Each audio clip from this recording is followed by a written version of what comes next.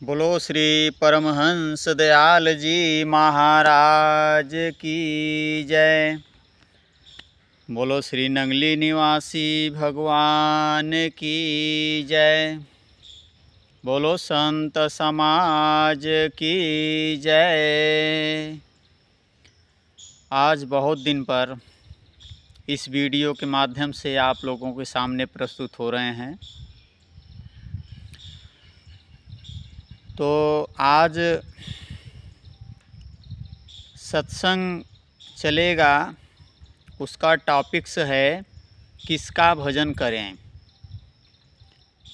तमाम लोगों में भ्रांतियां हैं कि किसका भजन करें,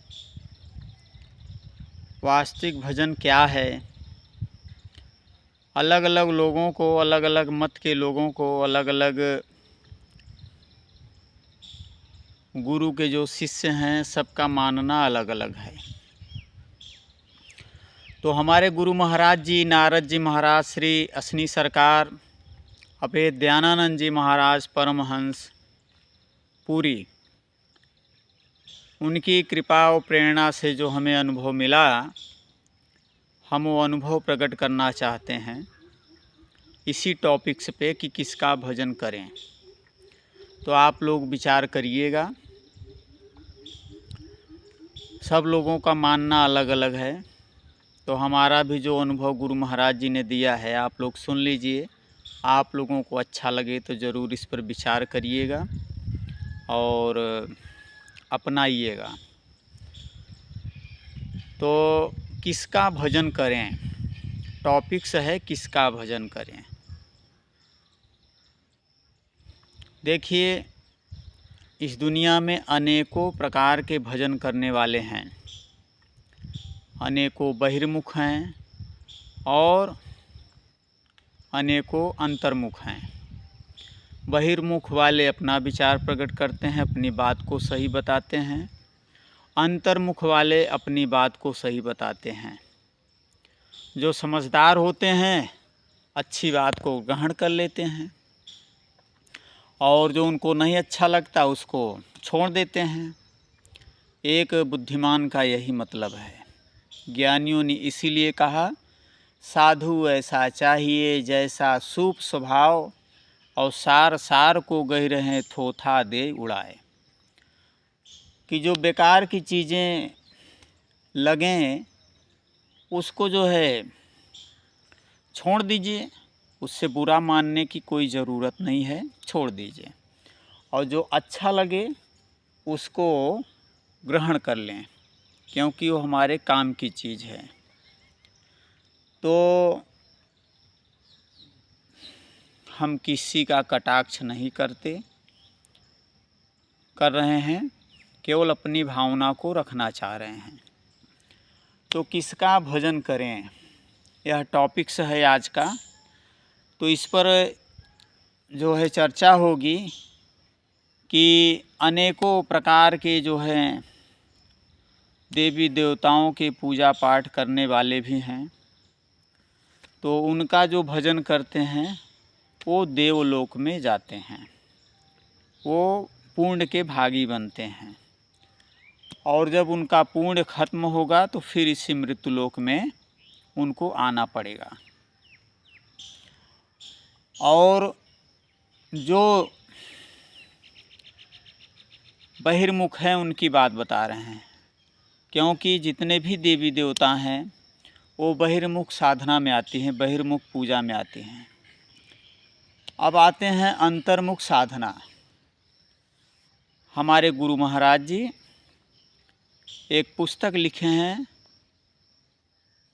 अंतर्मुख साधना। तो हमारे गुरु महाराज जी का ज्ञान अंतर्मुख का है।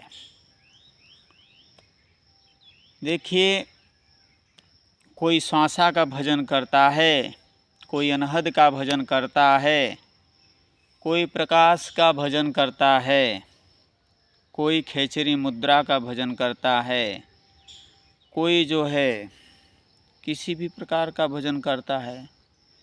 तो अनेकों प्रकार से अंतर्मुख साधना में भी भजन करने वाले हैं। तो जो श्वासा का भजन करते हैं वो भी जब तक अपने स्वरूप में नहीं पहुंच जाते वो भी मुक्त नहीं होंगे। जो अनहद का भजन करते हैं वो भी जब तक अपने स्वरूप में नहीं पहुंच जाते वो भी मुक्त नहीं होंगे।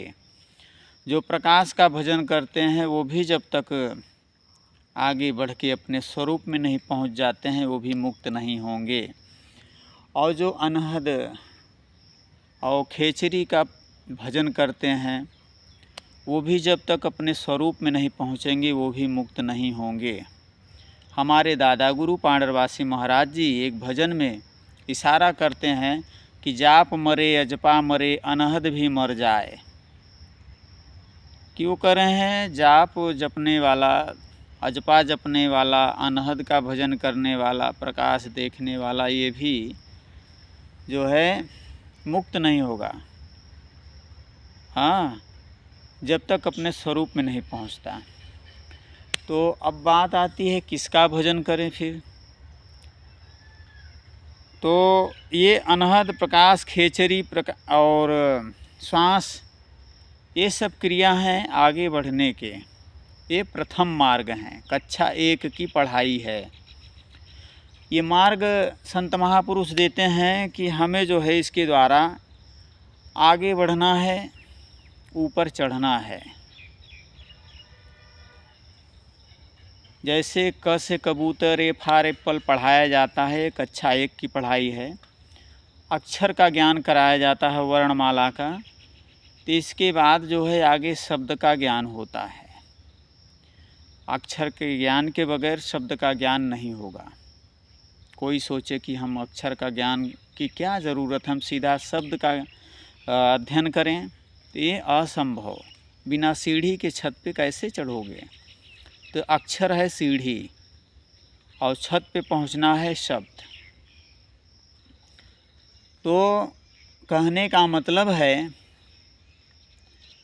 कि श्वास, अनहद, प्रकाश, खेचरी, इन सब का ज़रूरत है।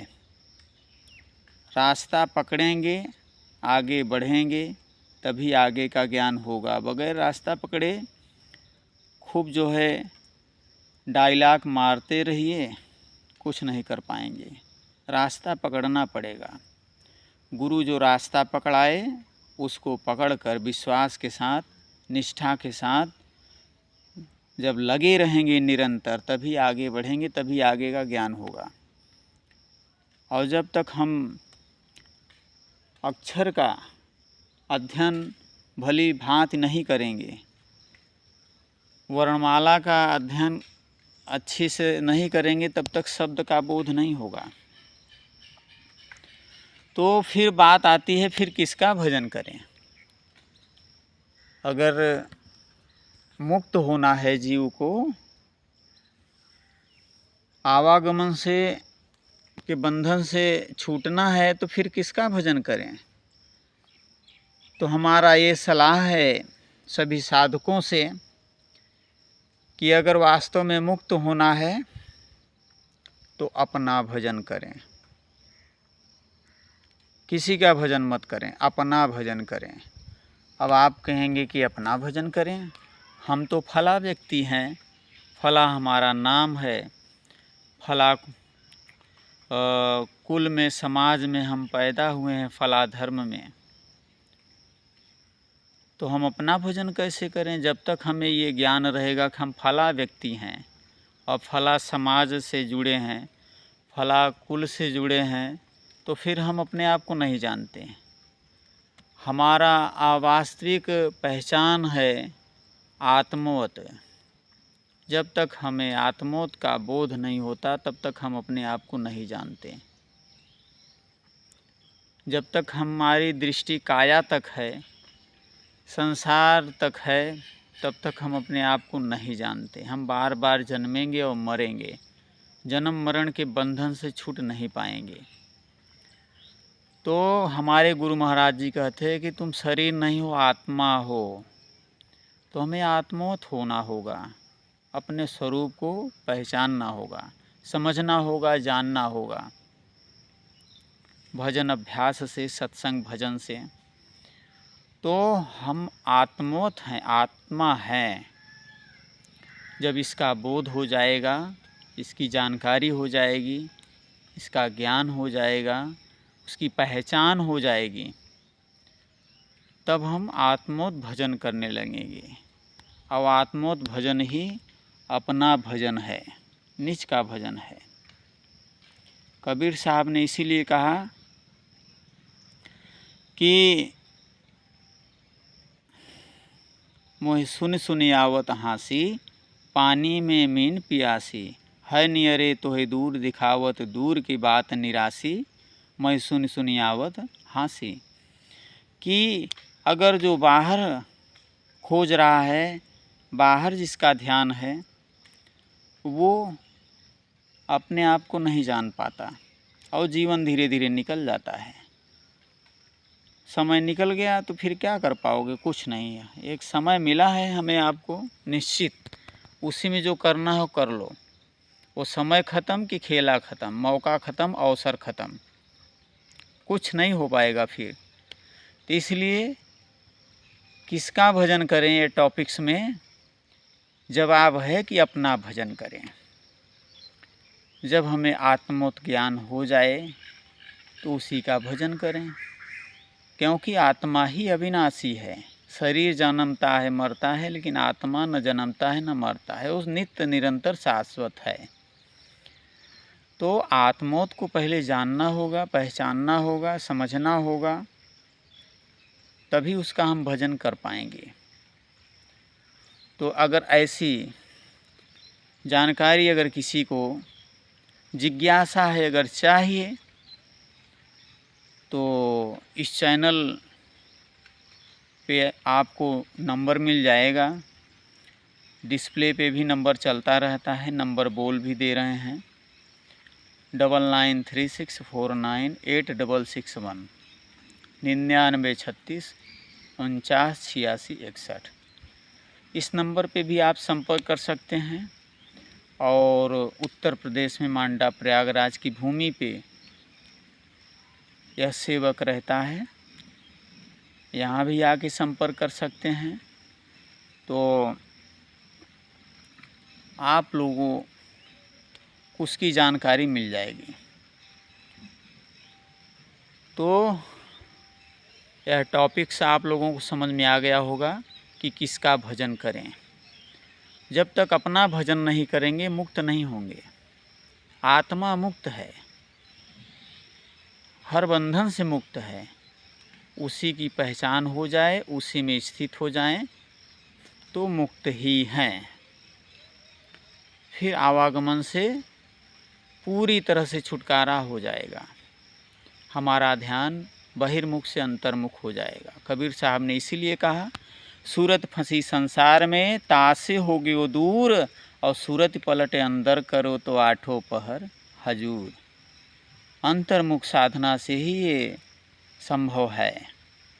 तो अंतर्मुख की साधना चर्चा करने वाले तो आपको तमाम मिल जाएंगे, आत्मज्ञान की चर्चा करने वाले भी तमाम मिल जाएंगे, लेकिन उसका बोध रखने वाले और कराने वाले बहुत जुझवी मिलेंगे।